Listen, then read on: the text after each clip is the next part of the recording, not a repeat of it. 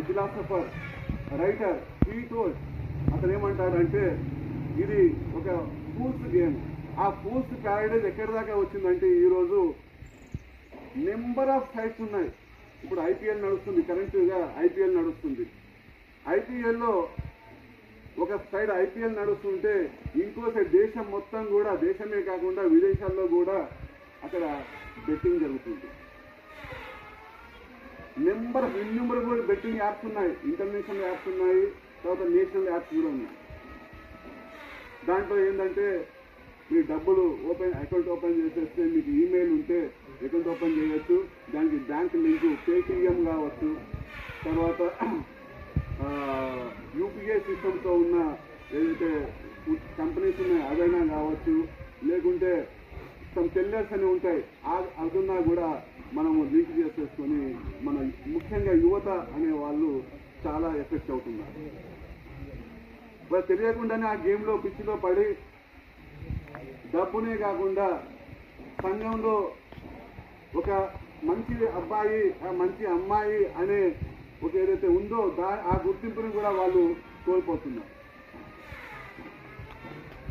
ఈ మేడం ఇంతకుముందు చెప్పినట్టు సవంతి మేడం వాళ్ళు దాన్ని భరించుకోలేక సూసైడ్స్ కూడా చేసుకుంటున్నారు, అప్పులు చేస్తున్నారు. ఆ రకంగా ఈ సంఘంపై ఎన్నో దుష్ఫలితాలు ఈ బెట్టింగ్ వల్ల జరుగుతుంది.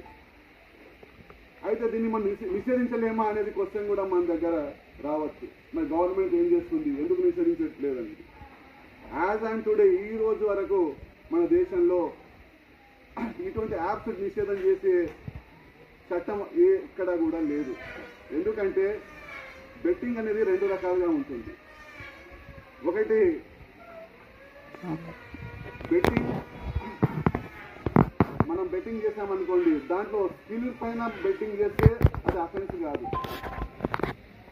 స్కిల్ పైన అంటే ఒక స్కిల్లో మనం ఇప్పుడు బీట్స్ ఆడుతున్నాం, లేదా పోకరింగ్ ఆడుతున్నాం, లేదంటే క్యాసినో ఆడుతున్నాం, క్యాసినో గేమ్స్. అది ఏంటంటే స్కిల్ పైన ఆధారపడి ఉంటుంది ఆ గేమ్. ఒక ప్లేయర్ తన స్కిల్ ఉపయోగించి ఆ గేమ్ ఆడుతుంటారు. అది సపోజ్ పోలీస్ వాళ్ళు ఇంకో కేసు ఫైల్ చేసినా కూడా నథింగ్ టు వరీ, ఏం కాదు. ఎందుకంటే అది వ్యాలిడ్, అది నేను చెప్పిన విషయం కాదు. ఇది సుప్రీంకోర్టు ఆఫ్ ఇండియా ఇది ఒక కేసులో డిక్లేర్ చేసింది ఏంటంటే స్కిల్ గేమ్స్ ఆర్ అలౌడ్.